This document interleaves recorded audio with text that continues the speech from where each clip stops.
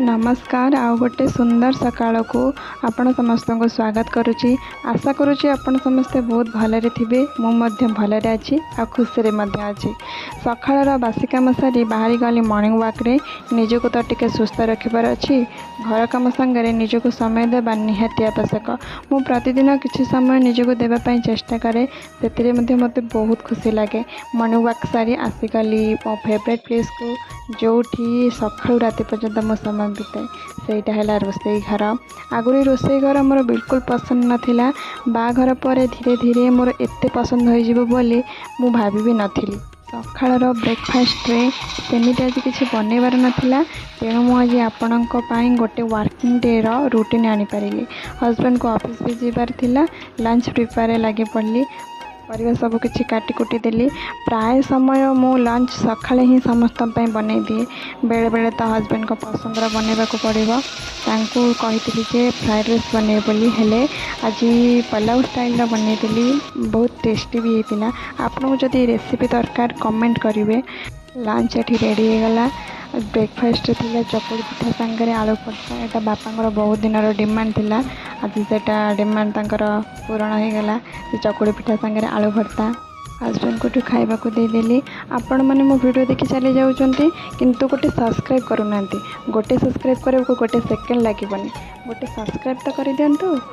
Husband को tiffin box ready करथे, से कहते अधिक क्वांटिटी मते दे दौच, सेटा अधिक क्वांटिटी दे दौच, किंतु मु शुणिनी जिते क्वांटिटी देवा कथा से क्वांटिटी दे। तांकर सब बेला नीतिदिनिया कम्प्लेन थाए। तांकर टिफिन बॉक्स रेडी कर दे तांको विदा करदेली ऑफिस। से ऑफिस गलापर मु गाधी सारी आसीगली आउ गोटे हैप्पी प्लेस को, जोटा मो पिला दिन बहुत किसी तादर साइड रही जाइए। मो जगह पाखक टिके न देखिले दिन में मो मन में बहुत अफसोस रही जाए। दिनटी केमती लगे आरंभ होनी बोली, सेमती ही लगे बेले बेले। मो मनर कथा कहीदे आसिकली खाइबापी माँ मोर बसपुलू खाइबापी। ता भितर डिस्कसन चलता जे लंच आम कौन बनाब, कहीं लंच में एकाथरे बनई नी। तो आम पुणी लंच बनइबार बापा माँ मु आम 3 जन खाइबू। खाई सारापर आसिकली रोसई घर को।